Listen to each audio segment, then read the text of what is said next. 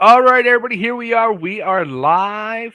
We're doing late night. This is the latest I've ever done a live show. So we're going to have a lot of fun. We might have a couple drinks, but we're going to have a lot of conversation, a lot of, let's see, hopefully no tears, but laughs. It's all about laughs tonight, good times. And I'm honored. I just got to say straight up, I am beyond honored to be able to do this. Um, Krysten and Maria, thank you both for coming on. Um, Henry, go fuck yourself. I love you. I don't even know where to begin because honestly, I Poor just want to Henry. say I just want to say off the bat. Again, thank you for doing this. I know, it's still very fresh that you guys lost your dad, and it's going to be hard to talk about. And we're just going to share the good things, the fun times, the memories, and learn things that we probably didn't know about Captain Robbie Knievel, but also learn about you guys as well and have fun while doing it. So, for everybody, thank you for tuning in. If you don't know, I'm going to start down below. The guy that's always with me on any show that involves the world of the Knievels, the Daredevil himself, the Pitbull, Mr. Henry Rife. Henry, thank you, What's brother. up, buddy? How Thanks are for you? doing this, ladies. I appreciate it. You know it. This light Yeah. is making me crazy, you guys. Like, by the way, I know we're live, but I don't care. I'm just gonna shut it off for a second and see if it helps anything. There you go. Oh my god, that's so much better. Yeah. I was trying to tell you. Wow. It's a sister thing. They both did the same thing. It's They like, both were bright lights, and Maria learned it quick. She shut hers off, and then well, it's like, am I doing surgery in here? What's going on? I hope not. It's that angelic You don't light. want me doing surgery. Hmm. You're smart, but I wouldn't want you to go. I'm pretty educated. Yes, you are. so let me introduce here next to me. This is Maria, who is kind of new to the world of the Knievels, and Yes, we're going I am. to talk to her about this whole crazy. I'm going to throw the joke in there just once. I threw it in to Krysten a little while ago. Wild ride of the Knievels that Oh, you for are now sure. part of. Welcome to the roller coaster. And then down below, it's like almost it's like a Knievel Brady Bunch show we're doing. I was thinking the same thing.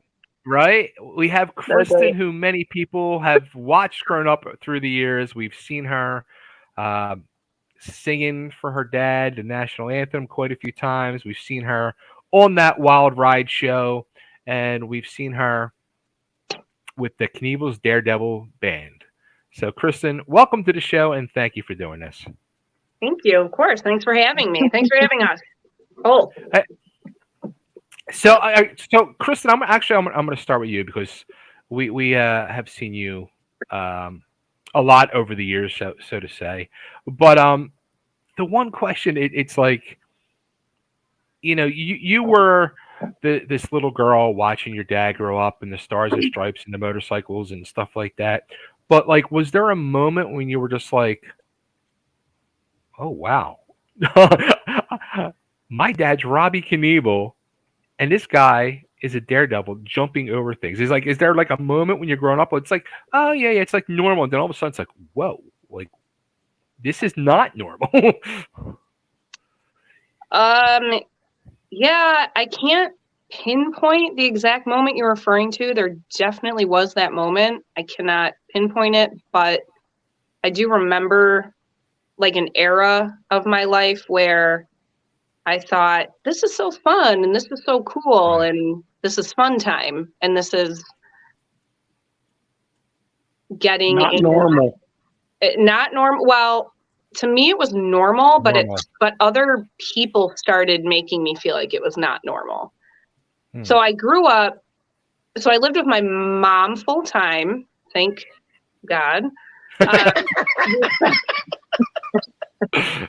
who sent me to Catholic grade school. So I was full-time. I had very normal upbringing day to day, right? But Okay. it was normal for me, but abnormal for everybody else who had the mom and the dad in the house, and the dad who did the 9 to 5. Mm-hmm. So I didn't really start noticing that until, I don't know. I mean, if I had to pinpoint an age, I'd say maybe like 7, 8. There was at one point in time, I was in the local newspaper in 2nd grade because we had, you know how when you were a kid, they put the little duck and chicken eggs in a incubator, Right. and you watch them hatch. Somebody came in and did like a news story and was like, Evel Knievel's granddaughter. And I'm looking at it going, what? Like while we were watching the ducks hatch in the incubator, like that was the story, right? So I'm thinking, that's weird. Is like, why, you know? So around that age, I started to realize there was fame attached to it. And then as I got older, the watching him jump wasn't fun anymore. It was anxiety provoking. And I was downing a bottle of Pepto-Bismol the morning of, because I was like going to vomit every 2 seconds. You know what I mean? Up until he hit the landing ramp and the hay bales. So. And that's what I was wondering. Was like, you know, there's all the hoopla, especially once the whole Fox thing came into the picture, and you're seeing all the build up and the hoopla and all that, and we think like, oh yeah, this is exciting and this is fun, and you know, even going back to when your dad was younger, but he was still part of the show, but seeing, you know, your grandmother Linda and the family around when your grandfather was jumping. People just, they don't realize that these guys are taking their lives in danger and they could actually be killed. And it's like, oh yeah, you know, this is amazing and superhero like and unbelievable. And then it's, I think when you're looking at the family, you realize like, oh, this is real. So to be that family member actually living through that, I mean, that's yeah, I guess Pepto-Bismol and the stress and everything comes to mind. Trauma over and over and over again. Was there like a particular jump that you were like, oh no, this is too much? The building to building jump was pretty scary. That was also extra. That was extra because that was the first time I ever performed the national anthem. So there, I was 12. So that's a whole added layer of like stress, right? They're like, you're going to be on live TV. No pressure. You know what I mean? Don't fuck up the words, which tons of people have done, like knock on wood throughout the years. We've all seen it happen, right? So and they get booed. And then the building to building jump itself was super scary because they were uneven. It was the Jockey Club in Vegas, if you're familiar, right. Like uneven. That was scary. The Grand Canyon was totally scary. I mean, here's the thing. It's not like some of them, yes, they look scarier than others. The bottom line is, anything could go wrong, and Henry knows this. It doesn't matter if you're jumping 200 feet or 500 feet. I mean, anything could go wrong, and it doesn't matter. You come up short, you come up long, you land too hard, you whatever. I mean, it could have been anything, and so it just became every single one of them became stressful. I mean, my dad wiped out before because the blacktop was too slick in Michigan. 1 year when he was doing a wheelie, dislocated his shoulder, but nobody knew. And then when he landed the jump, he goes, I got to go to the ER. I dislocated my shoulder during the wheelie. Because we all would have died if we knew he was going to try to jump with a dislocated shoulder. But that's just that was just the showman that he was. It was like, well, I'm going to do the jump first and then I'll go to the ER. Oh, yeah. So, all right. So you're 12 years old. You're singing the national anthem for the building jump on Fox. How did it come to, like, were you singing in school? Like, how did the singing thing start for you? Well, I was singing since I could talk. And then I guess my dad must have heard me and thought I was okay and or decent. And then he said, I want you to learn the national anthem because I want you to sing for my shows. Oh. He just wanted me to be a part of it, and I wasn't going to get on a motorcycle and wheelie the way he did with his dad. So my job was to look pretty and sing. Did you have any ever thought in your head about doing that, getting on a motorcycle? Oh yeah, plenty of times. It's just not in my blood. Like, it would have been a completely forced thing for me, and it wouldn't have lasted long. I just don't have that. I just don't have that natural. Yeah. You also have to have a natural skill for it too. It's not just about, oh, I'm a Knievel, I'll get on a motorcycle. It's like, you better have like the skill and the athleticism and all of the natural abilities and drive and passion for it too, so. Absolutely. I have a follow-up to your question, babe. Go for it. You found out your dad was a Daredevil, and you, how do I say this? You started sensing there was something going. When did you find out that Pawpaw was like the god of Daredevils? Same time? Grandpa or dad? Grandpa. Oh, Grandpa.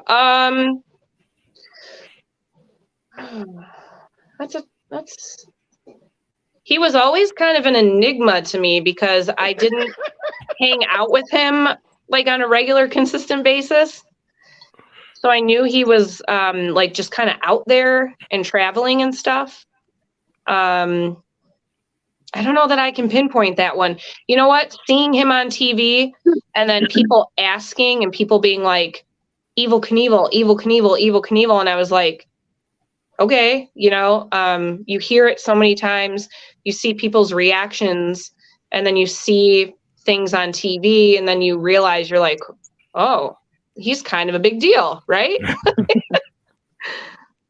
So. It's funny for me, like, growing up as that kid of the 70s and like just being obsessed with your grandfather.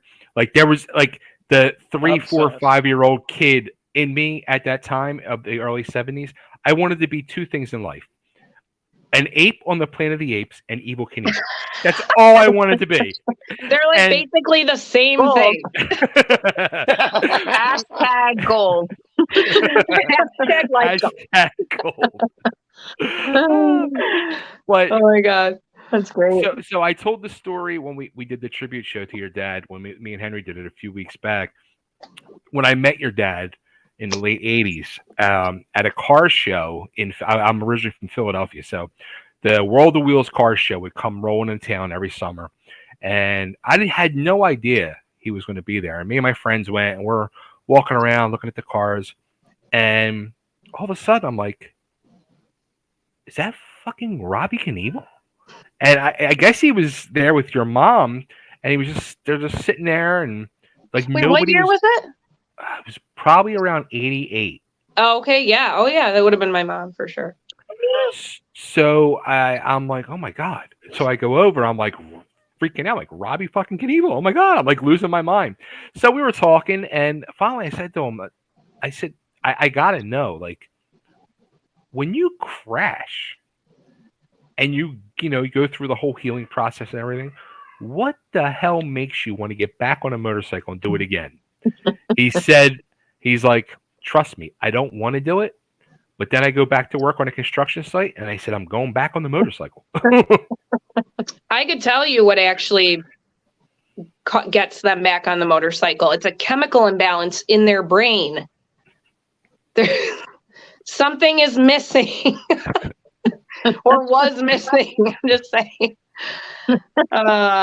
No, for real though. I mean, no offense, Henry. I mean, you seem pretty like, normal, but I'm just saying I can't relate to that. So I always joked around and said enlarged testicles strangle brain cells. Or a lack of serotonin. Either one, really. Yeah. We don't have them. We wouldn't know. Right. That's true. We don't. That's a different show. Evel Knievel and Robbie Knievel's daughter and granddaughter just called me normal. Yeah. Wait, you got 2 daughters. Yes, and granddaughter. Yeah. Wow. Yeah. Normal. Yeah. You are normal. Okay. Have you guys ever seen pictures of Henry when he was like teenagers and 20s? I hope you have some. I hope you have some. He sent me a couple, actually. Yeah. I've always said that I'm like, you look more like Robbie's brother than Kelly looks like Robbie's brother. I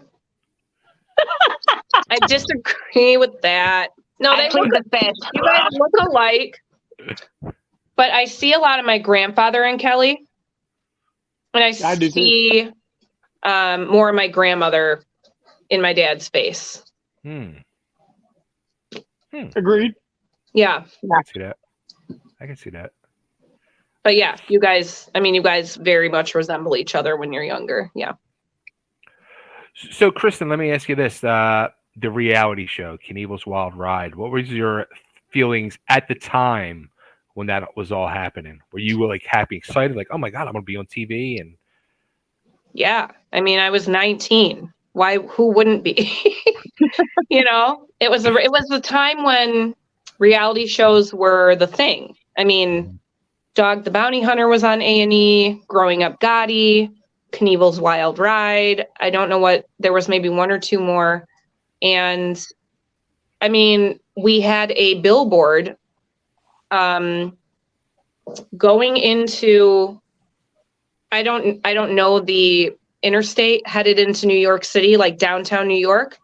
Okay. There was a billboard with that photo, that A&E photo that they had in like People magazine and Esquire and GQ.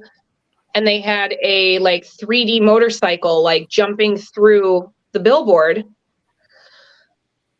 And when you see that driving into downtown New York City, you're like, oh, this is going to be a big deal, right?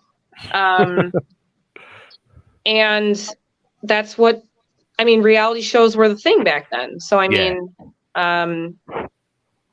was excited. I was in school. I was in college, undergrad, but again, I took some time off because I'm like, well, my dad's filming a reality show. That's awesome. I'm going to do that, so. Do you think that, like, at that point, were you still like starting to pursue music more, or that was still kind of up in the air? Or? It was still kind of up in the air. When they, I don't know if they took a break or they stopped filming it. I was signed with an independent record label and moved out to LA for just like a really short amount of time. And then that fell through. The lovely music business.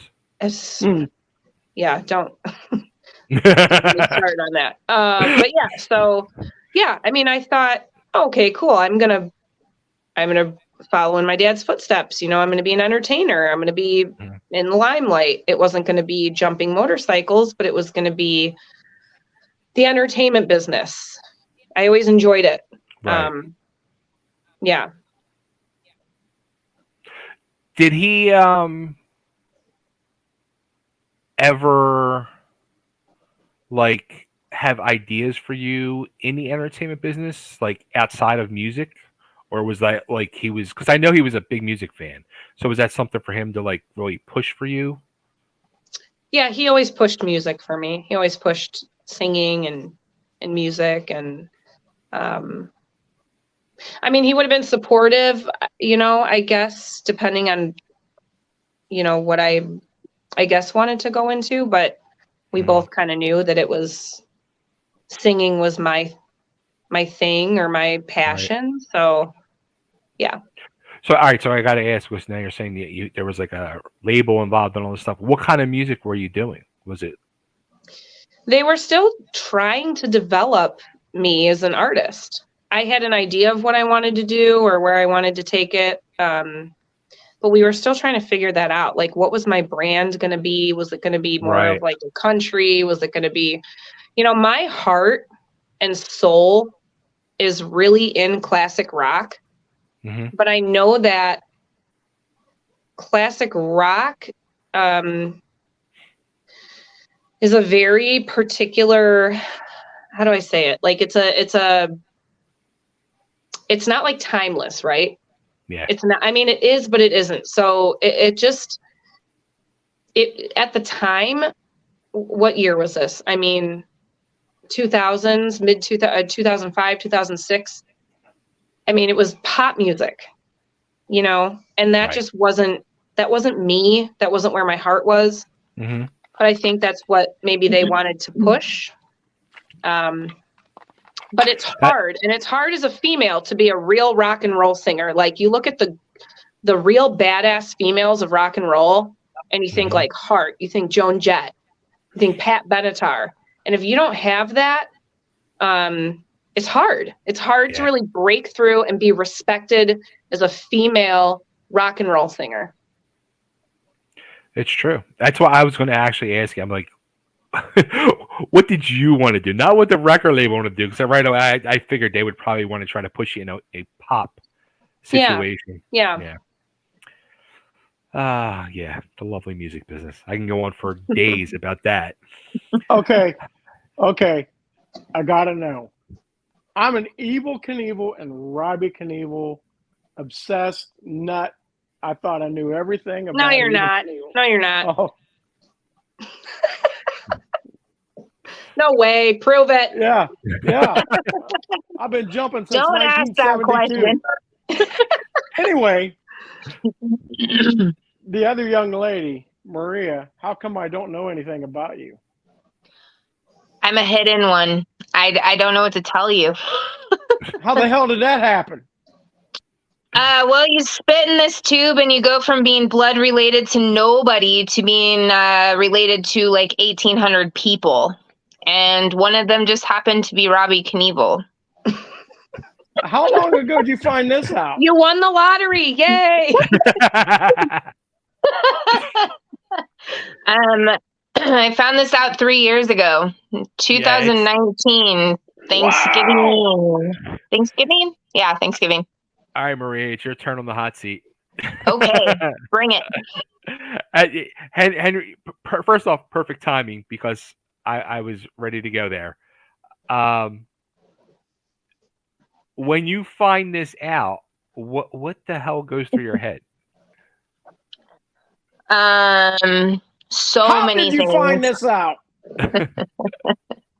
So the super long version condensed into like 30 seconds is it was a spiritual thing, a prayer that was answered. I literally asked to meet my dad, and a week later I met him. He reached out. We figured this out through 23andMe. Holler. There's definitely, yeah, right. So you really, you do those DNA tests and watch out, Robbie. There might be more. But yeah, we found out that way, and then that prayer got answered. So I did what most good Christian girls would do, and I drank a bottle of vodka to try and process all of it because I was not. That's what a good Knievel I was would in do. shock. Yes. I remember calling you. I remember calling my sister, and she's like, "Be careful with that." I was like, I know. So yes, it was a lot. It was a lot to take in. So, how do you like? Do you think to yourself, "Am I going to approach this person? Do I even attempt this? Do I want to do this?" Well, so I had a private investigator that was a very good friend of mine, who took my case long time ago when she went to school, and she looked and looked. My husband has looked. My adoptive family has looked. It was just a super coinky dink that this all laid out within this time frame, and um, honestly, my dad called me a week after, that was all said and done. And his first words were, "Hi, I'm Robbie. I guess I'm your dad." I was like, okay. That's charming, perfect. And what's crazy is he pushed and pushed and pushed my PI. I want to meet her. I want to talk to her like now. And she kept saying, just wait it out. Just give her a chance to, process everything. And he's like, I can't wait. So as we know, his MO is not, 0 to 60. It's like 0 to 200. And so there was no small in between moments with him, and we ended up talking, and I gave in and was just like, let him call me. So he did, and we talked for hours every day. Afterwards, I think that man had 40 years to make up for. He really wanted to, and he asked for it not to be public and all these things so he could just spend that time and get to know me, which was very cool. I got a different side. I didn't get the famous Robbie. I got the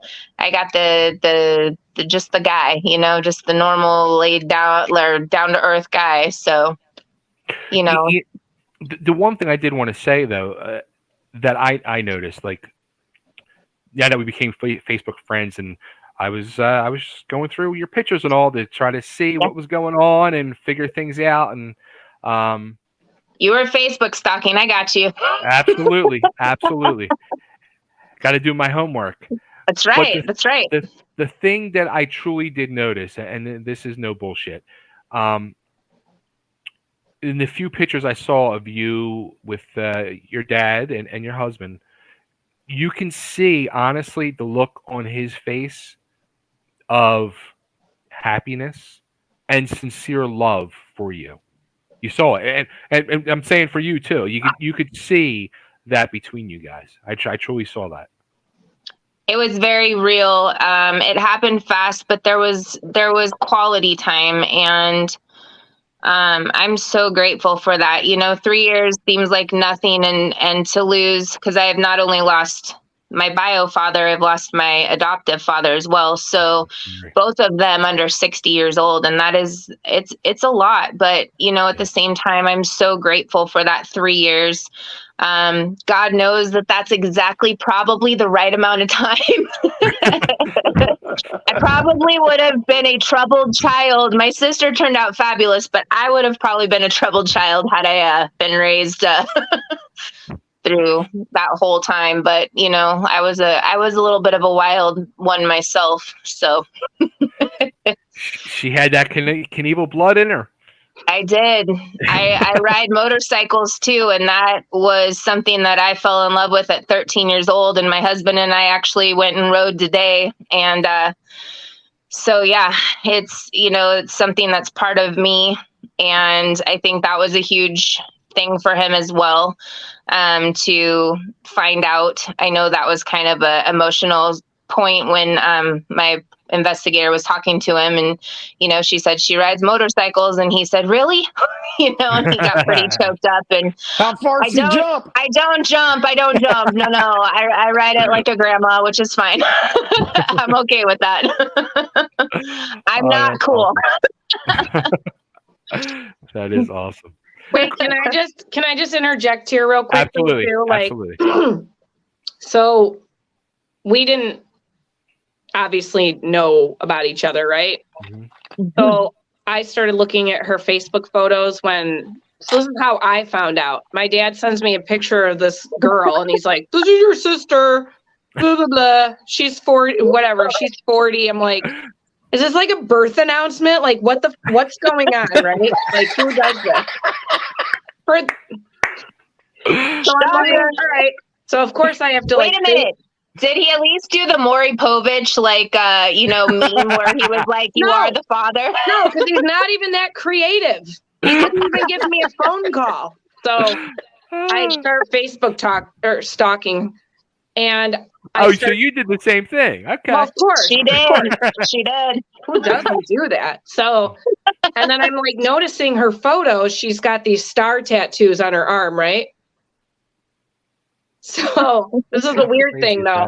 How crazy is that? So I also have star tattoos, and we like never met, never knew, just weird. And we both found out because Krysten didn't remember me telling her, but I used to sing the national anthem for our baseball games back in Bend when I grew up in Bend, Oregon. So I sang the national anthem for that. I went to college for music. Like that was my little heart piece too. So her and I, our characteristics, even people we talk to, they're like, you guys are so much alike, and it's great. I love it. We have so much in common. And we both love mermaids. We do. We both love mermaids. But it's like I'm looking at you guys like on top of each other. I'm like, yeah, there's like no denying they're freaking sisters. So crazy. It's just like, I mean, it's truly, a blessing all the way around for all you, including Robbie.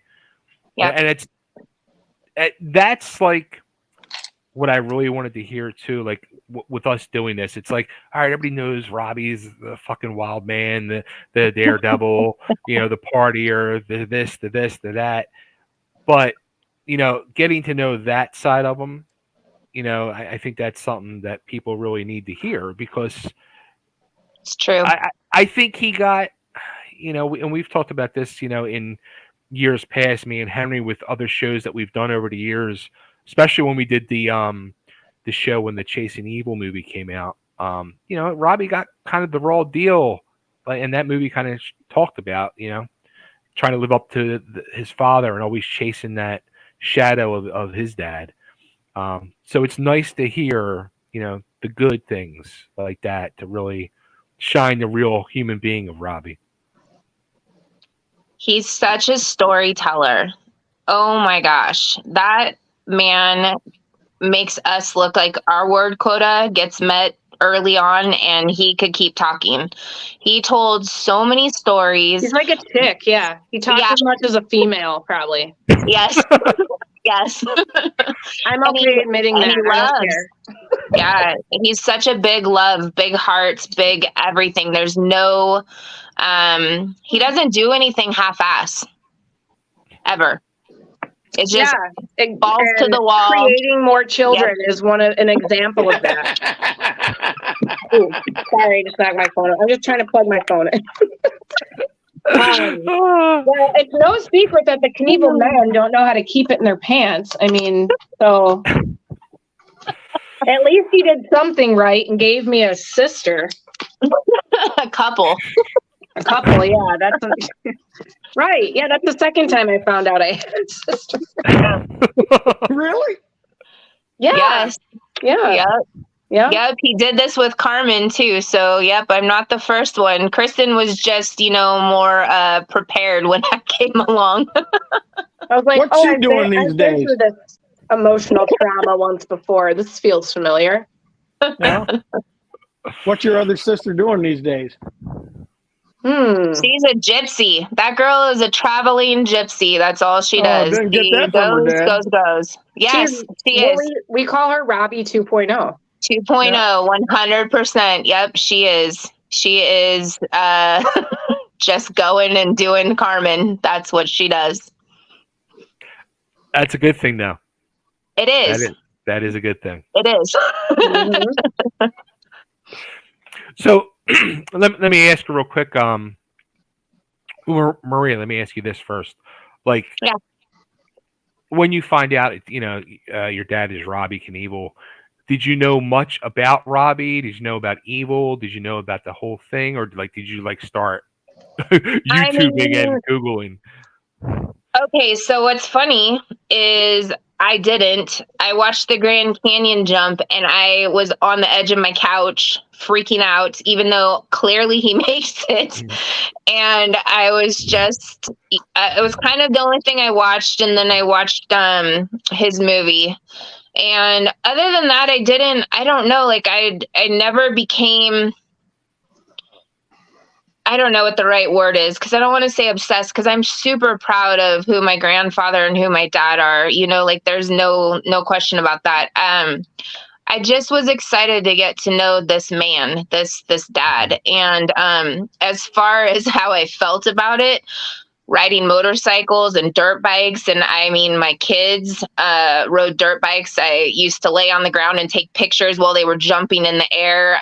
My husband rides dirt bikes, you know, so like we were around it, and it was never anything I really thought much about. But I can't say that honestly I remember my adoptive dad ever turning it on in the living room. I knew who they were, but I don't remember ever it being like this big to do in our house, Right, you know? right. And it wasn't a negative or a positive. I mean, it was what it was. Now my mother, however, my adoptive mom, I think pretty much has seen like every video and watched every video, because she just, I don't know, she was doing her due diligence of research or what, but she's watched everything. I still haven't seen so many things that are out there. So many. Wow. Yeah. So, Krysten, let me ask you, the Chasing Evil documentary. What was your thoughts on that when that came out? I thought it was fucking depressing. I'll be honest. Yeah. Like, there were points of it that were interesting, or that were cool, or that highlighted his career, but then there was this like somber music the whole time, and it felt like a funeral or something. It was weird. Dark. It was very dark. Yeah. It was very dark, and it focused a lot on, which I understand because it was a big part of who he was, his drinking. Mm-hmm. But it could have been a little more uplifting, I guess. Yeah. I don't know. And that's the feedback I get from a lot of people who've seen I agree.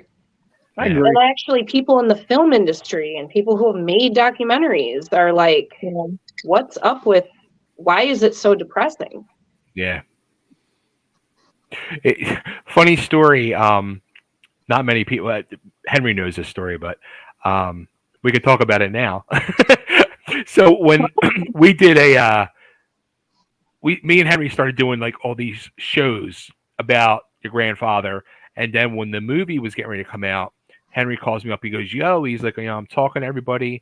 You want to do a like a preview for the movie? We got the movie maker, Lathan. We can probably get Robbie to come on." I'm like, absolutely. What are we doing? How are we going to do this? So we start laying out the plans, and everybody involved starts reaching out to me. They're like, "All right, we're going to get Robbie to come on, but you got to tell Robbie you have like 100,000 listens and people tuning in, or he's not coming on." I'm like, "What?" I'm like, "All he's got to do is Google, and he's not going to see." They're like, "He's not going to do that."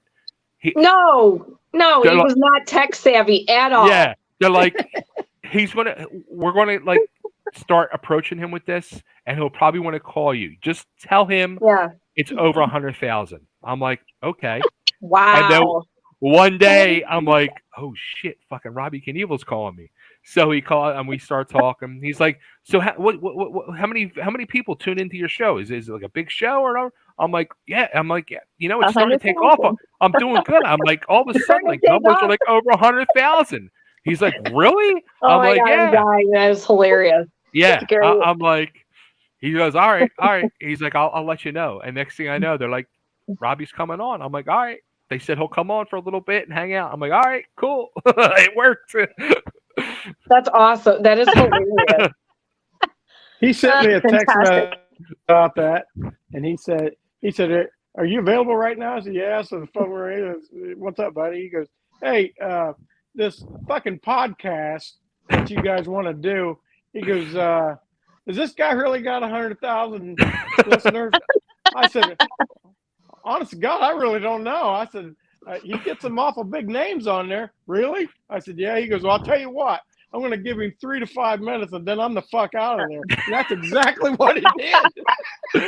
We might have got 7 to 10, but Sounds accurate. Can I just tell you, you weren't the only one where it was impossible to get him to convince him to do things. I'm not even kidding. I don't even know if I should tell this because it's like embarrassing. I used to sing the national anthem for the Chicago Bulls. Not every game, shit. but like I Okay. would be assigned a certain amount of games per season. right. And I got to bring one person every time as a guest. So I asked him if he wanted to go. And he took that as the Chicago Bulls want me there. And I'm like, no. I'm like, no, you're my guest. And he's like, listen, I know what this is about. And I'm like, Listen. Dad, listen. They're more concerned about like Derrick Rose and God, Justin I'm Noah dying. right now. The Bulls are doing really good. Nobody cares that Robbie Knievel, who isn't even sitting courtside, by the way, I got like the family section, not courtside. There's like actual celebrities sitting courtside. I gave him such a hard time. I was like, you are so full of yourself. Like, just stop. Like, come down, chill out. I'm inviting you as my guest. And he's like, listen, I know how this TV shit works. I'm like, no, you don't. You don't even know what you're talking about. So Oh, that's so funny. That's great. Jesus Christ, Such a that sounds like dork. my I'm like, kid. Someone Such needed a to dork. pop that freaking ego balloon already. oh my God, such a dork. I'm like, please stop talking. You're embarrassing yourself, please. You should have made him go sing the national anthem because we all know how good he sings. No. Oh, that's so funny. Oh, So what a funny. gem. What a gem. Hmm. Oh yeah, he was real special. You kids are funny because my kid's the same way. And somebody walk up, hey, you got any posters or anything? Sure. I dig one out, and there's my kid. Dad, you're not gonna sign that, are you? What, they want me to sign. Absolutely. Don't do that, Dad. And he gets all No. embarrassed. You should be like, no, I'm gonna sign 2, actually. This one's the second one's a freebie. Here's one to you and here's one to your ma. You're welcome. You're welcome. Oh, Too Oh, Lord. funny. Yeah, Too so freaking same. funny. Wow. it's funny So because most people's parents embarrass them in like normal ways. My dad was like dropping lacy underwear on the floor in his RV in front of my friends. So that's Stop. You couldn't go anywhere with him, okay? In the 3 years, the first time we hung out at the bar, he had one-liners, and you cannot make this Cringe. stuff up. I'm Cringy. telling you. It's Cringy, cringeworthy. yes. Especially like, I'm all, Dad, you're going to find the one feminist who's going to get pissed off at your comment, and you're going to go back and look good in orange again. And he literally was just like, I know, too soon. So I was dying because it was literally like, hey, he would say stuff like, you want to go to the janitor closet and make out? Last chance to get pregnant. Or like, no, you can't. You just I can't. can't say that to people. You know? You can't do that. No, it's called sexual harassment. Stop. And they were okay. They were like, yeah, no, maybe. He's like, well, here's my business card. He had a business card? He did. I can't. Wow.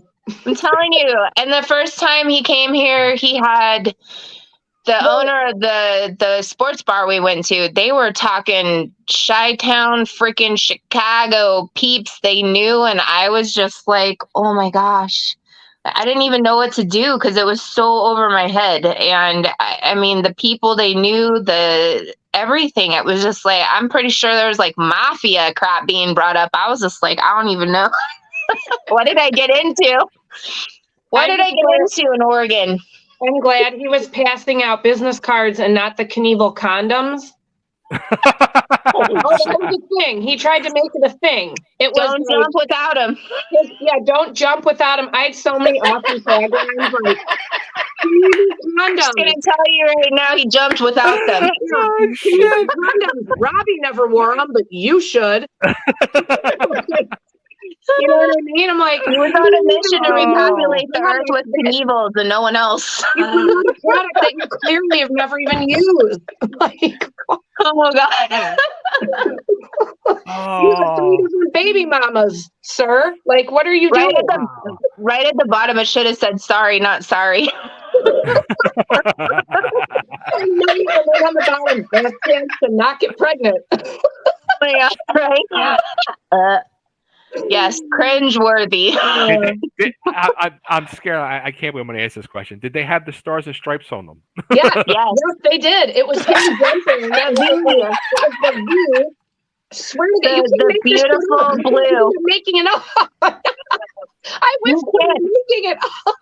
You can't make any of this stuff up. Okay, can I tell my favorite story, Where can I buy some?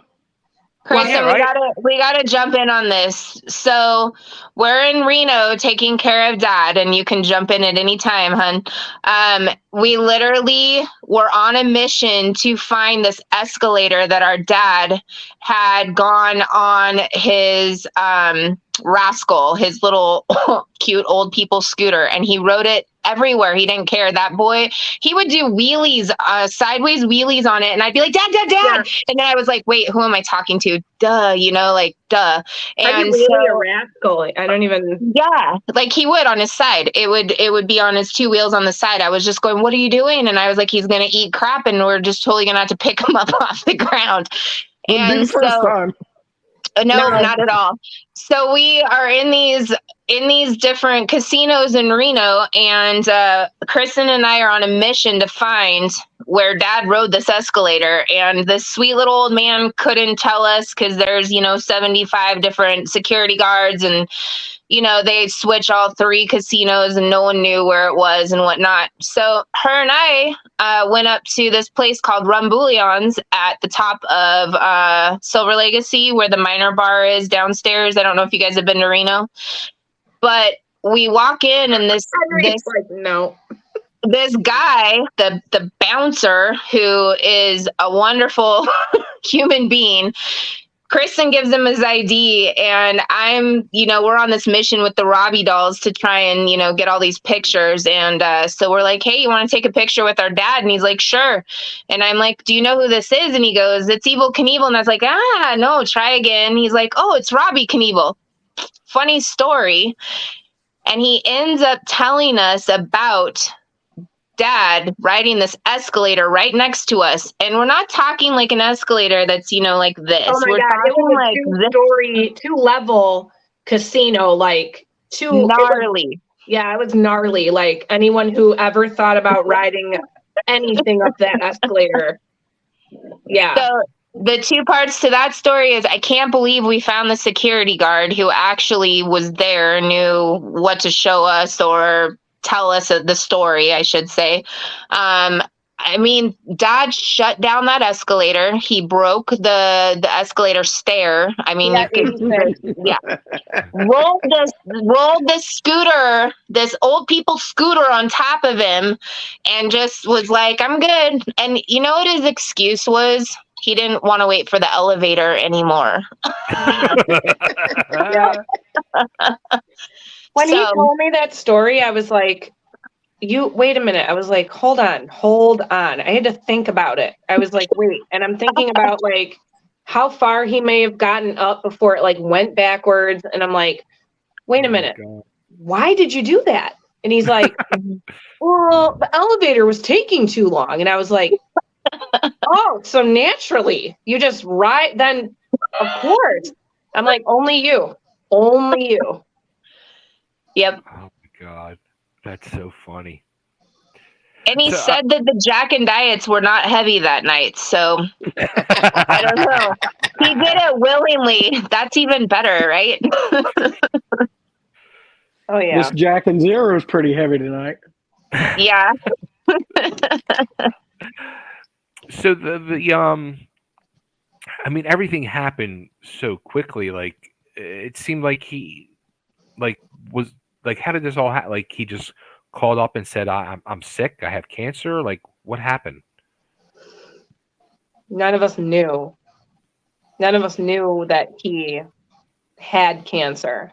We knew he was ailing, but he would reach out to multiple people often enough, to the point, where he was like, I'm not feeling good. I'm not going to be around long. And you didn't, it's not like you didn't take it seriously, but it was so kind of commonplace for him Right. to just be, not feeling good one day. And then you talk to him the next day and he's totally fine. Right. And he's like, yeah, whatever, I'm fine. He had So pancreatitis for a long time, didn't he? what's that? He had pancreatitis for a long time, didn't he? He dealt with pancreatitis. Yeah, he had a lot of flare-ups. So that kind of just what I think we kind of assumed was going on at the point in time where it was the end, and we didn't. Things weren't just adding up. I just assumed it was a flare-up, but yeah, Maria, his neighbor hadn't seen him. People hadn't seen him out and about on his typical routine. And so I did a check-in just to go knock on the door, see what's going on. And, if you wanted to go out the way that he probably would have been okay going out, you shouldn't have had daughters. Because we all love our dad very much. And no one should go out in that much pain or anything like that. So, of course, us girls just did the best that we could. Krysten was an amazing advocate for him. Every inch of the way. She fought tooth and nail at the hospital, everywhere else, just to make sure he was as comfortable as possible. And that's just the best you can do by anyone who's going through something like that is so quick. And what do? You just make it as easy as possible. So, and he had all three of us there, and that was really important, I think, for all of us and for him too, and yeah, I mean, even that moment was the first time I met my other sister. So, we talked on the phone. So it was under circumstances of sorts, and it was nice to be able to hug on both of them and just know we were all there in all the ways we were supposed to be. And it was a real team effort. It was and like I said, Krysten was an amazing advocate for him. It wouldn't have been the same without her there to look into everything, Well, I think, out of all this that happened, the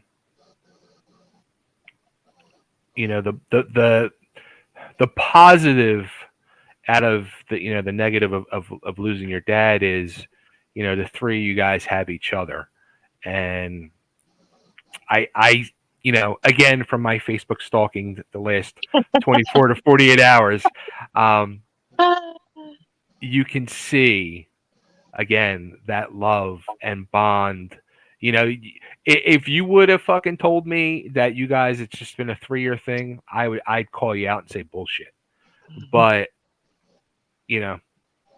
it's between the star tattoos, there was a bond and something there greater than the two of you guys and your dad even knew, and it was so meant to be. And I want to fucking cry now. It's a beautiful fucking story, seriously, and I'm happy for you guys. Yeah, it's an amazing story. Shit. I know, like, why? See, you got me fucking crying now. because it's real. It is. That's It the is And thing. real. It's real, and you don't get to see real very often anymore. And with everything that's shoved in our faces, and with our world, and the way that things are, like, you don't get real anymore. And I think we've lost touch. I think we have forgotten how to connect with people, a lot of things. And so when you get to see things like this, and it is somebody's reality, and it is real, and you know one side, and then you see the rest of it, and then it's like, it's just this full circle, and it's so amazing. There's so much love there, and you can't deny it, period. Agreed. truth. It's the truth. Yep. And that's what hits with me, like, because I see the real, and I've been through a lot of stuff in my life, and I'm just telling Krysten some of the things over the last few weeks, and that makes me appreciate the real so much more, because Yeah. It's a beautiful thing. It really is, and I'm happy for you guys. Thank you. When I was a kid, I started jumping in '72, and Evil was my idol, inspiration, whatever. And I just looked at him like he was a superhero. And I seen Robbie as a little kid out there riding wheelies with his dad, and I always thought to myself, "Holy shit, what I wouldn't give to be in that guy's shoes right now! I would love that." And later on, I got the opportunity to meet Evil, and he's actually trying to set up a jump with me and Rob at the same place. And he said, "Would you like to come to Las Vegas and meet me and meet Robbie?" I said, "Hell yeah!" So I went, and I didn't know what to expect, and there was all kinds of people telling me, "Oh man, you better not go because Evil's kind of a ass." Well, they weren't lying about that. Well, I mean, but I gotta say that I got to see a side of Evil that I would think that not a lot of people got to see, because he was super cool to me. And then I turned around and went and met Robbie and got attacked by Grizzly Adams. But I met Rob, and he was a little standoffish at first because he didn't know me, and he knew what I was there for. And we got talking, and he just kind of little cool. And I said, "Hey man, what are you drinking?" And we started drinking it, and we stopped talking shop, and we just started bullshitting about whatever. And he warmed right up to me. He wanted to arm wrestle, and he wanted to, you know what I'm talking about. And he we hit it right off, and he never forgot me, and it always blew my mind. Every time I seen him, he would get this big smile, and that big voice is Pitbull, and he'd run over and he'd grab a hold of me. "How's my little brother doing?" And I never in a million years thought I would ever get to meet either one of those guys. But not only were they super cool to me, but I got to be friends with your dad. And people can say what they want, but he was cool as hell to me, and he didn't have to be that way, but he was.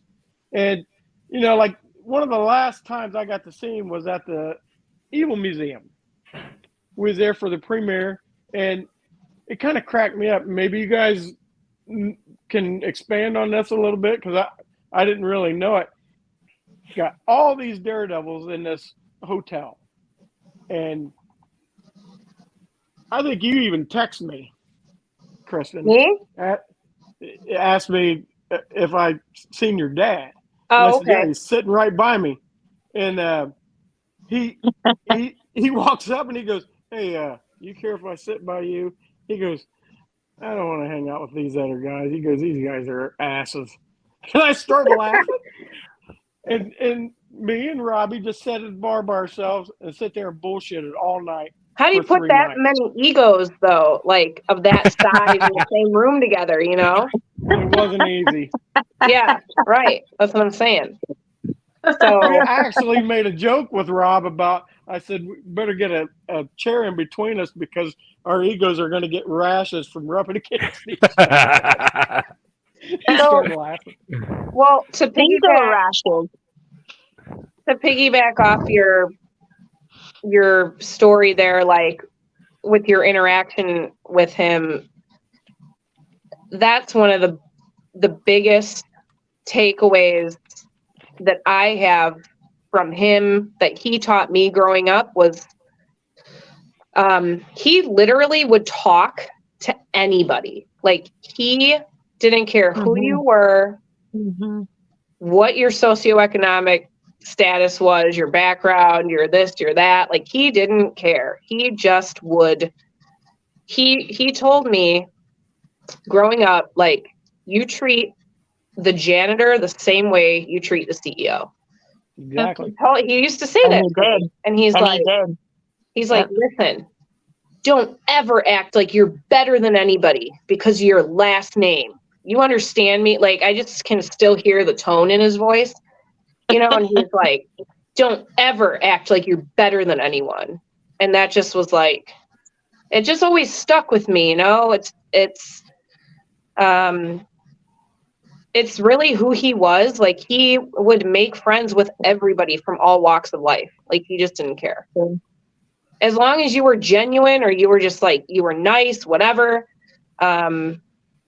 He could go and converse and hang out and have a good time with John Paul DeJoria at a celebrity golf tournament and Ian Ziering and all these big name people. And then he would like hang out at a hole in the wall bar and make friends with a bum. Like, you know, he just was that guy. He was a chameleon. But it was really who he was. And I just loved that about him. I just thought it was so great. You know, he just would make friends with anybody. He got to be friends with my dad.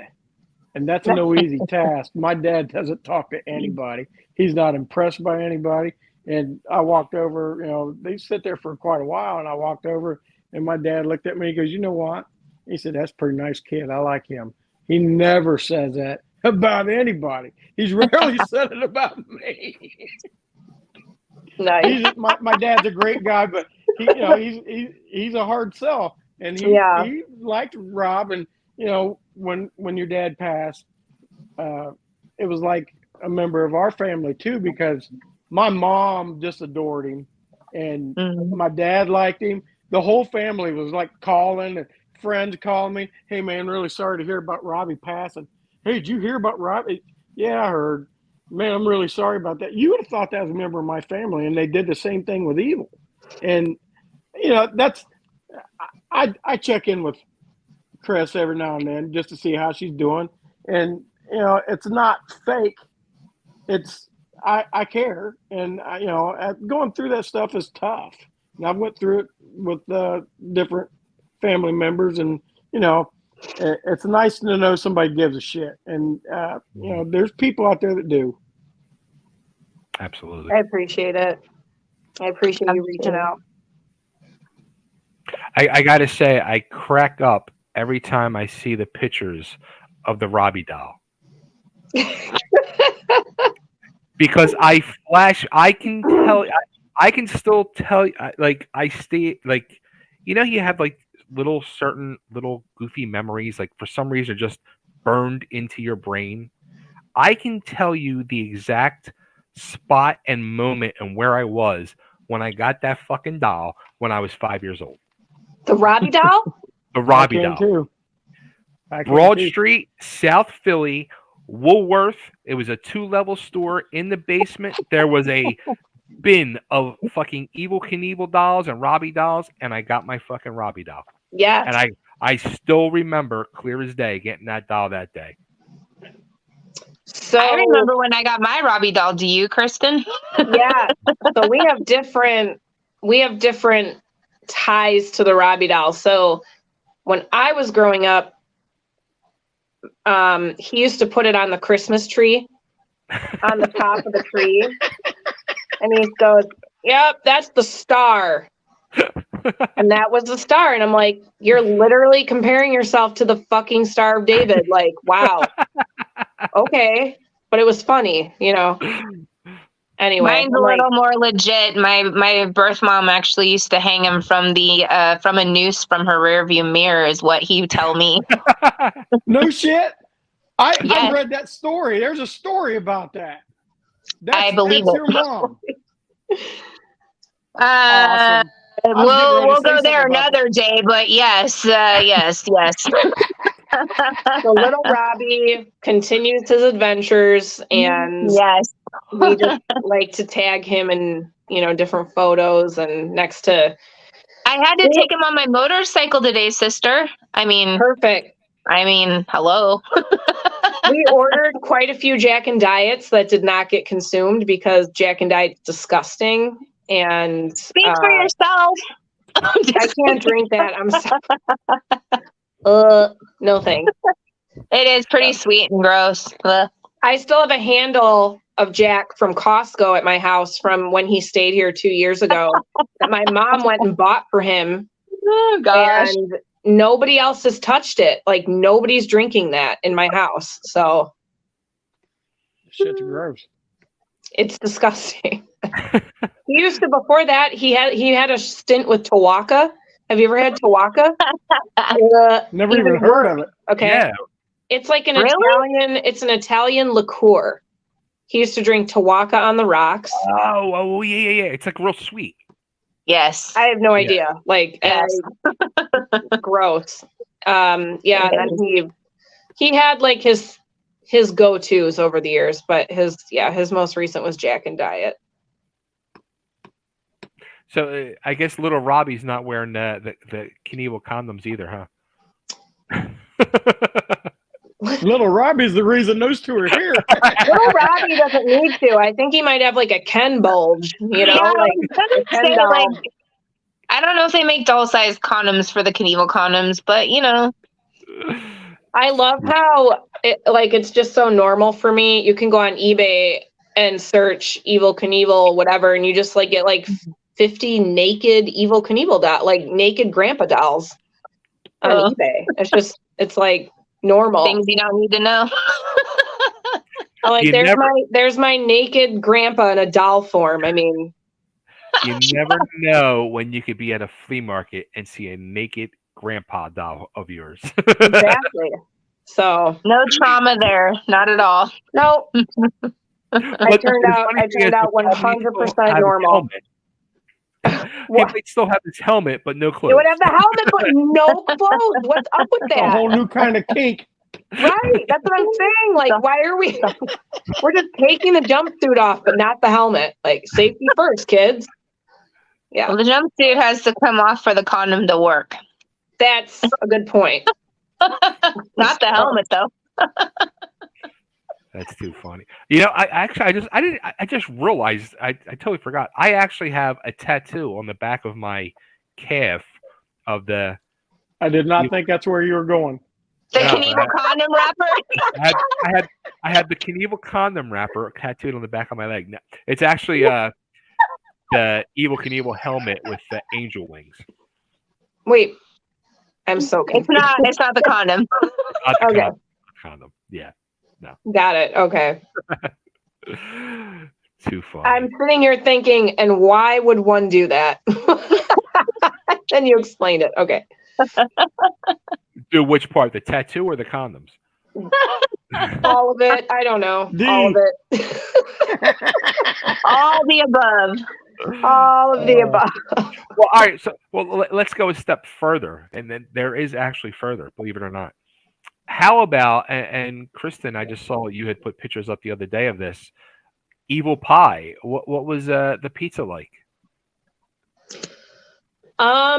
Honestly, so it tasted a lot like they had a little bit of like a spinach artichoke. It was artichoke and roasted garlic, but it was thin and crispy, and it tasted almost like a spinach artichoke dip. Oh, wow. Okay. Yeah, like on the pizza too. Huh. It was very good. It was really good. He was a huge fan of artichokes and roasted garlic. He'd send So. pictures of them. Y'all, you cannot make this up. I'm Like telling a you. little clay, what was it? Like a little clay. Oh yeah, the little orange clay pot. He would do garlic in it, and then he would send pictures of artichokes. So he put the garlic. He's like, yeah, garlic and peanut butter on toast. And I'm like, What? no, nobody's doing that. I'm like, that's like the Elvis, but not garlic and. I'm like, why? Who does that? Sounds awful. I mean, if it's cooked, it could be okay. I would try it. I'm not gonna lie. There's just some things you don't mix, and garlic and peanut butter are just two of those things. Wow. You never know. Be a new I am like pregnancy trend. intrigued. Now I'm like intrigued, and I'm going to end up trying this because now I'm intrigued. Don't do it. Don't. Just no. I've had garlic and raw honey, and it's amazing. Really? Oh, for sure. Yes. It's On amazing. like a pizza dough or anything, No, so good. Okay, yeah, and pizza dough. Okay, I could see this on pizza dough. Nope. He's saying just garlic and honey. No, that would probably be good too, because the garlic chills out once you bake it, or once you cook it. So it's not that bad. That's a good point. Yeah. It's not as It might be good. Interesting. I've done peanut butter on a burger before, so it's not that far off of garlic. That's a thing, though. But that's a thing, you know. It's good. I got the weird taste buds, I guess. I've never even tried that one. It is. It's good though. I promise. It. You don't want to do mustard and tomatoes and all that. Just keep it real simple. So let me ask you guys one at a time. I'll start with you, Maria, since you're up top here. A memory that you'd like to share of your dad. Oh, that's gonna put me on.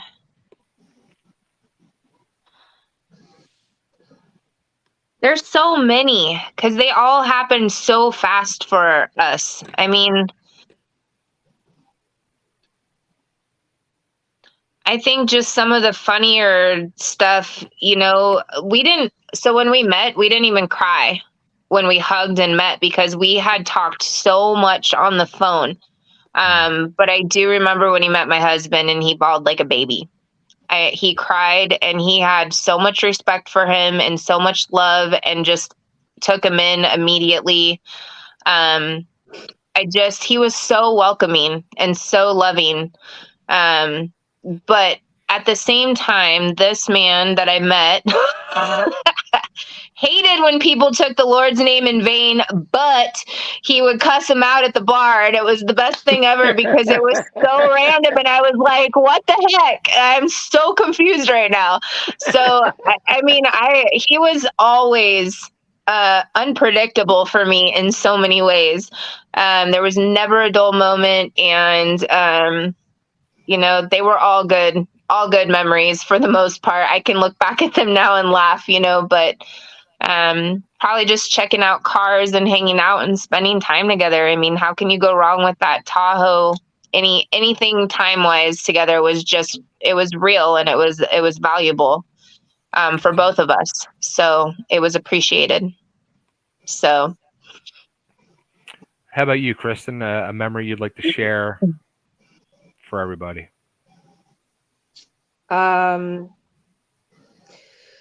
So one of the things about my dad is he was super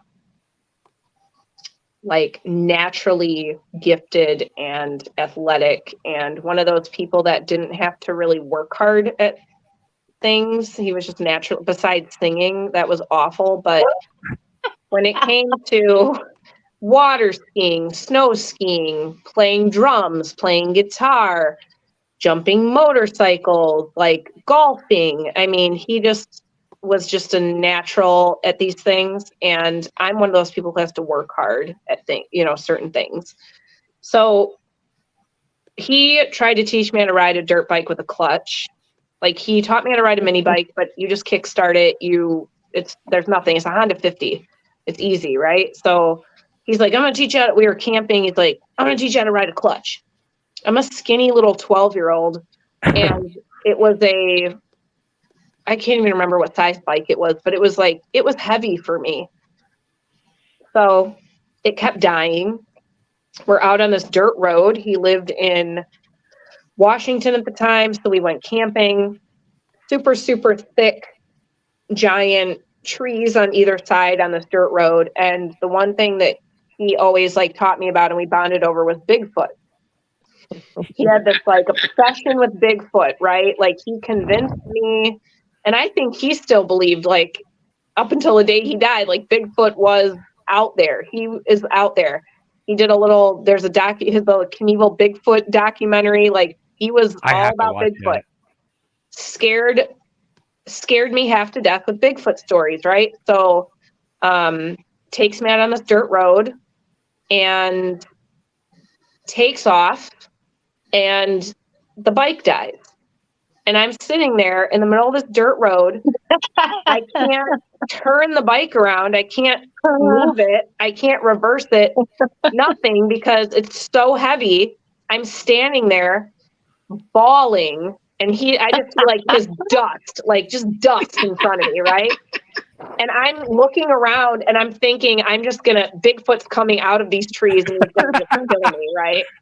He was gone for like a solid 5 minutes. And I'm just like, I'm destroyed. I really thought I was going to die.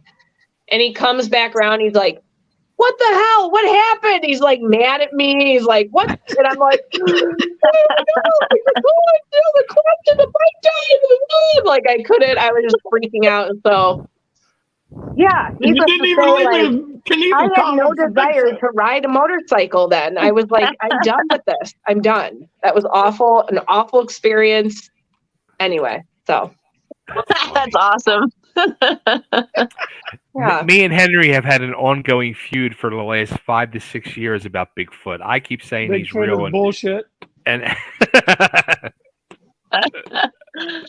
I'm so tried to get torn on Krysten it. I don't know. to do a podcast with this subject before, didn't we? And you never did it. Thanks, pal. You guys should get Bobo on here. He did the documentary with Bobo from Animal Planet. And it's so funny because I used to watch that show. And it was seriously, I'm sorry, but my girlfriend and she's like the only other person I know that actually watched that show, that Finding Bigfoot show. And they literally go out in the dark in the woods and like howl, right? Like all night. And they're like, you hear a branch snap and they're like, did you hear that? A wood knock. Yeah. Oh my God. And like, they're like, oh my God, something moved on the camera, but it was like a deer. Like the eyes are glowing. It's just a deer. And then they're like, we didn't find anything this time, but we're going to find it next time. We're going to keep watching. Same thing every freaking episode, right? And so I watch it in anticipation of like, they're going to find Bigfoot, right? So he did that documentary with that Bobo guy. And I was excited. I was like, Dad, you met Bobo? And he's like, yeah.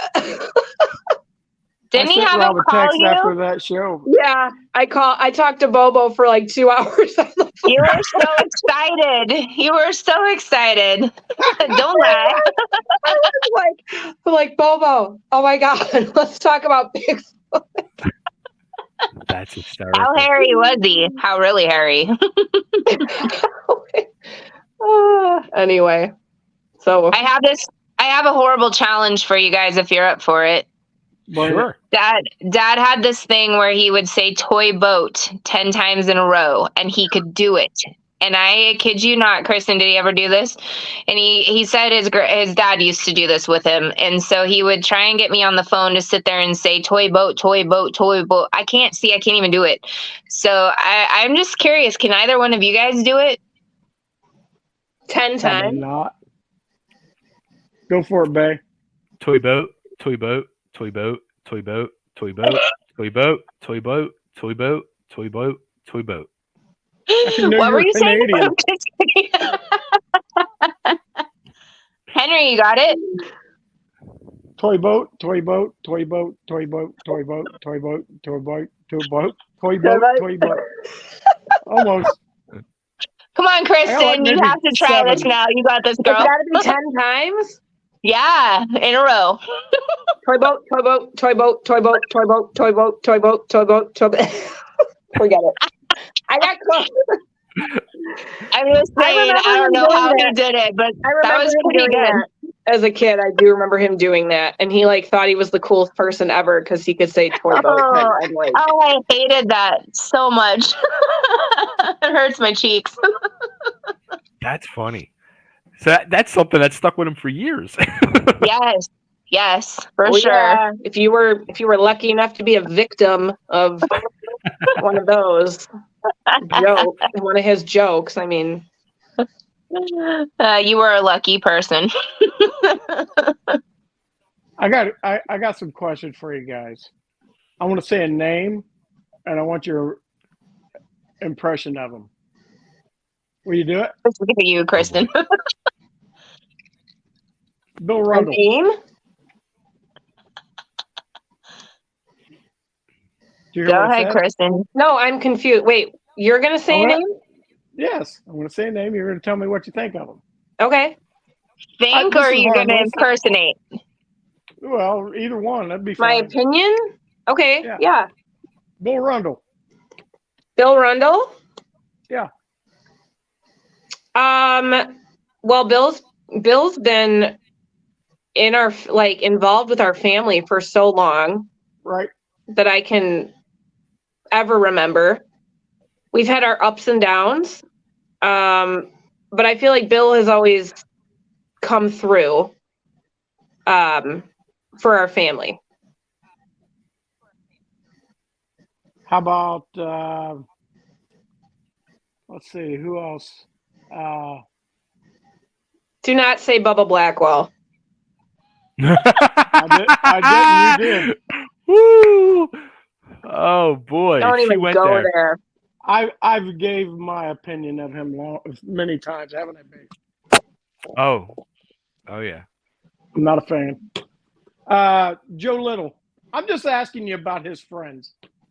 What you thought of him? Oh, Joe texted me today, actually. It was a 406. It was a Montana number. And I'm like, who is this? I just saw the missed call, and he's like, it's Joe Little. I'm like, oh, hey. Yeah, I haven't seen Joe in a long time. I would run into him in Butte here and there. It was always we were both always just having a good time, both out, Joe's always been nice to me. I've met him once. He was nice to me. Yeah, he's a nice guy. Dan Haggerty. Dan Haggerty is a goofball. Dan was one of the coolest guys. My dad loved him. He loved him. They loved each other. I mean, they were like brother, on brother level. And I'll never forget when we were filming my dad's reality show, my dad ran out of gas. I was riding with my dad in the back of his road glide down to Nogales, Mexico with like the rest of his guys from Tucson. And he ran out of gas. He was already late, like for this to go to Nogales. It was this planned thing. And so everybody was super annoyed, and Bill and somebody else had to go, Bill Rundle, they had to go get gas, because we're all on the side of the road.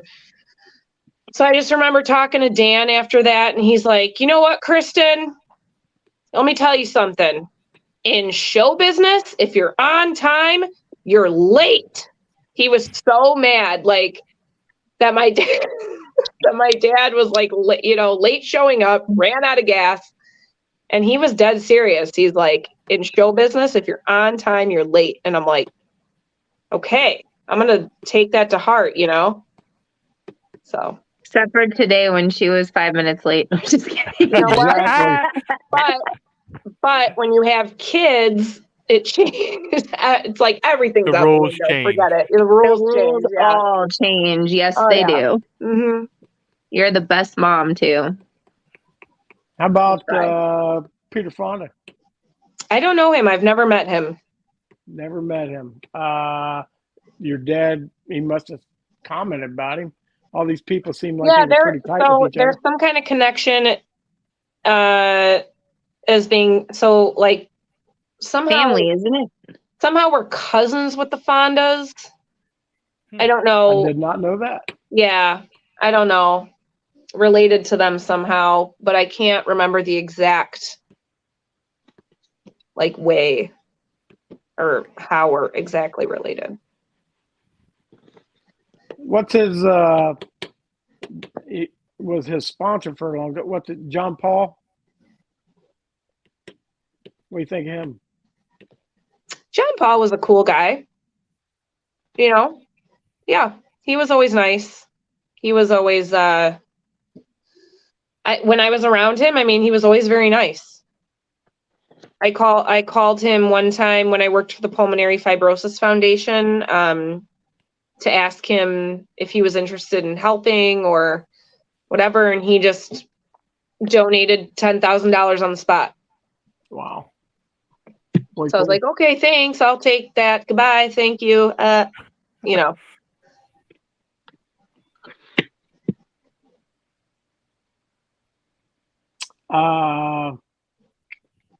Who's the most famous person in your opinion that was buddies with your dad? This is for both of you. Wait, the most famous person what? That was buddies with your dad. Grandpa.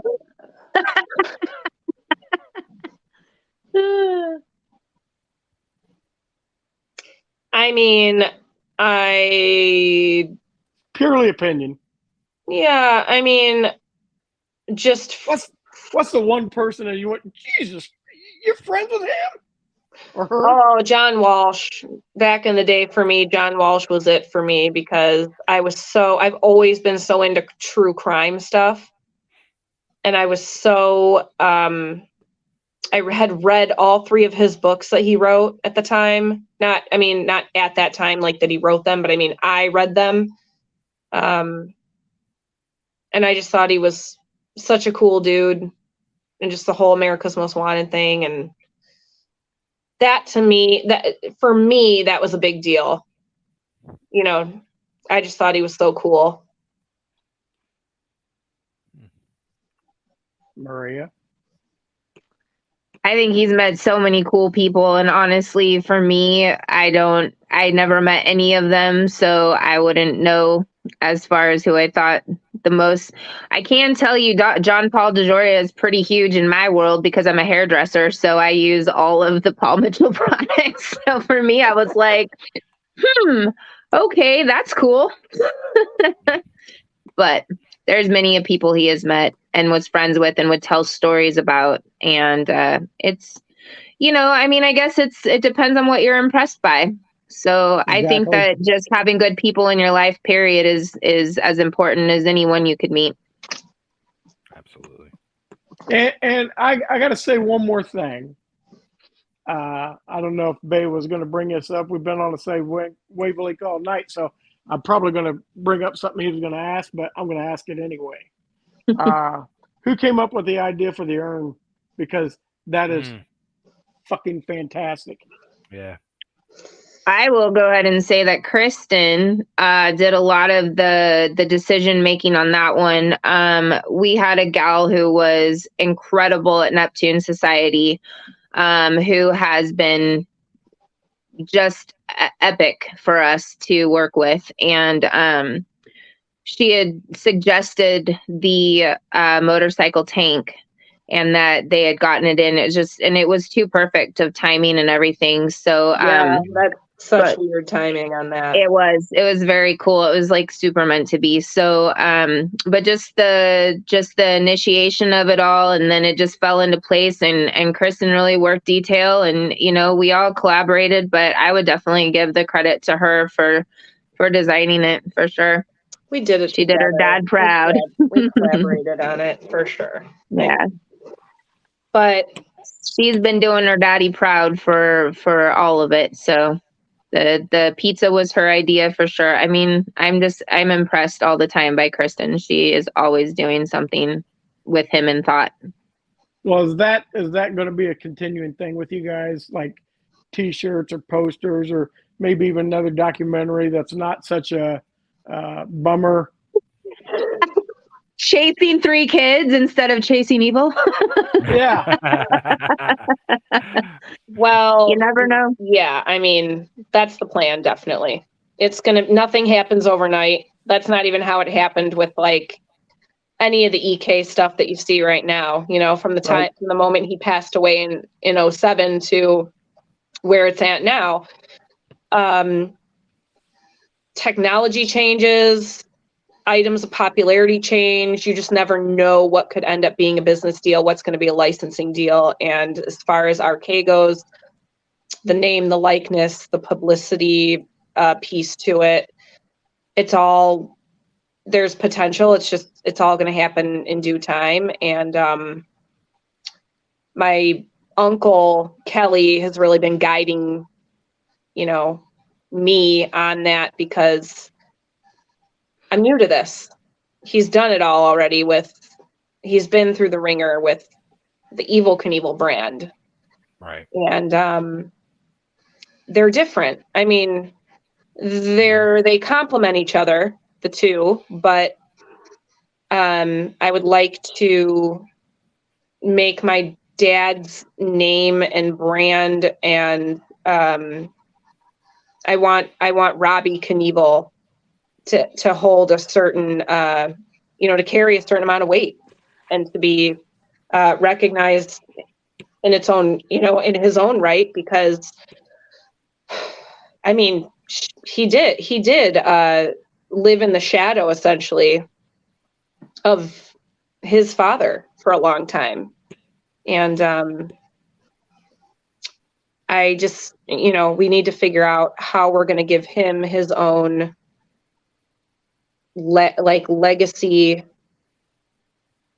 but his own notoriety, his own recognition, and continue that and carry that out in a way that's going to be dignified and make sense for him. And yet, although they're both they're very similar and associated, together, in a way that still sets him apart and makes him different in his own way. I think we all need a Robbie Knievel stunt doll. I know I want 4 or 5 of them. I'll get right on that. Yeah. I'm going to call Mattel right when we hang up and let them know. Well, they reissued Evils, so Yeah. call them. I'll say my suggestion off air, and I said this suggestion to Henry a few years ago, and it's beyond me why it has not been done yet. And I don't want to say it on air and people can hear it and start running with the idea. So, that's okay. Nobody owns the rights to it except for us. So go ahead, talk away. Well, it should be done for both Evil and Robbie, and there could be major different options with it, and it's a big market, so I don't want to throw it out there. Okay. Yeah. All right. You must. Yeah. We'll keep it on the DL. Exactly. What's so cool is Dad was so big on honoring veterans and our armed forces and all of those things too, and that's something that is a huge passion for Krysten and I both. There's a lot of things that we foresee being able to hopefully do and look into and honor in his name. Hopefully. I don't want to speak ahead or anything, but that is definitely something that we've talked about. I mean, so yeah, 100%, 100%. He's always been a huge supporter. He always used to, when he would give his speeches, he would always say, he was such a patriot, but he would say the true heroes, are the first responders, are the military, are the veterans. That was a huge passion of his. So, it's sad to say, and it happens to so many people. Sadly, after they pass, it's like then all of a sudden they'll get their respect that was due to them. And I think just from this conversation the last few minutes, like the feeling I'm getting is like I feel like Robbie now is going to get that just due because of you guys. Like it's just something that's just come over. I just feel that you always hear how when somebody yeah passes away of a entertainer and they pass away, and then family members want to keep that memory alive, especially somebody who, I mean, let's face it. Yes, your grandfather was the man that put this whole thing on the map, and he was this superstar of the 70s. But Robbie didn't get that just due, and there was different reasons and timing and stuff like that. But I think now I can see it's time for him to get his just due. Absolutely. Yeah. I've said for 100%. years, Robbie's the greatest Daredevil that's ever lived. You look at his body of work, and I'm a Daredevil, and I critique everybody. Everybody. I know the inside, the outside, and Robbie is the greatest Daredevil that's ever lived. Yes, there's been people that's jumped higher, further, did this, did that, was first, was last, whatever. But Robbie's body of work outshines everybody. And that's just true. You can like him or not like him. It doesn't make it any less true. You're dang straight. I completely agree. Question for you. If a certain Daredevil that you may or may not know, not very well, but was to come out of retirement, would the family be okay with maybe a little tribute to Robbie during one of these shows? I would hope so. I would think so, 100%. Well, maybe that Daredevil will hear this. Yes. Please come on out. Let's see it. Did we lose Krysten? I think maybe for a second. Yeah, something. She just texted me. She wasn't sure what happened. Come back. Is this better than you thought it would be? Oh, it's great. Yeah, great. I can talk this stuff for days. It's hard because I don't have the famous side of him, as a lot of people want to know about, but I know that my story is important, and I know what we had is amazing. So it's a pretty epic dad-daughter story. How many times have you just sit back and thought to yourself, "Holy shit, my dad is Robbie Knievel"? A few times, but I texted one of my closest best friends growing up, and she said, "I'm really sorry for the loss of your dad." And she said, "I'm glad you got the 3 years." And I said, truthfully, I said, I feel like I've known him my whole life, because, you learn your mannerisms, your characteristics, you start texting alike, you start talking alike, and you're just like, good Lord, I know where this came from. Got it. And she said, truthfully, she said, you were him your whole life. You just didn't know it. And she's right. I was a little rebel. I was a little, turkey of a person for a really long time, and loving motorcycles. I might have jumped on the back of a few bikes before I probably should have, whatever, but I loved my motorcycles and then my cars and everything else. It's in my blood 100%. So right on. Yeah. It's really like so wild, like hearing all that stuff, and then when the 2 and 2 comes together, it's like, oh, it all makes perfect sense now. Doesn't it though? Yeah, he is a really great guy, and he was a really great dad for the short amount of time that we did get to spend. So he really did put a lot of effort, and it felt like I knew him from the get-go. There was no awkward having to get to know him or any. It was really neat.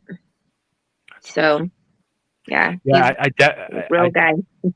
I definitely want to thank you for coming on tonight and sharing absolutely. your story, because when you start doing the Google stuff and I don't show up. No, your name would show up sometimes, and it was like, well, who is this Like, where's this coming in at? Ooh, I Yeah, said the same thing, huh? the mystery girl. Yeah. it's not a Yep. mystery no more though. He was really sweet. He asked my PI friend. He just said, can you not go publicized with this? Can you not do anything with it?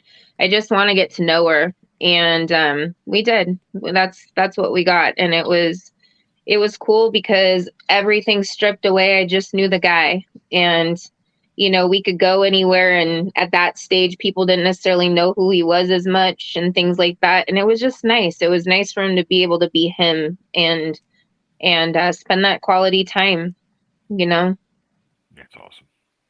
So, I but was always of course he had enamored to with the tell all those Daredevil. stories. What's Yeah. that? I was always enamored with the Daredevil, but when I got to actually meet him and know him and that's a cool guy. That's He is a real raw, down to earth guy. There's no BS with him. You get exactly what you see 100%. I had a hell of a lot of fun with him.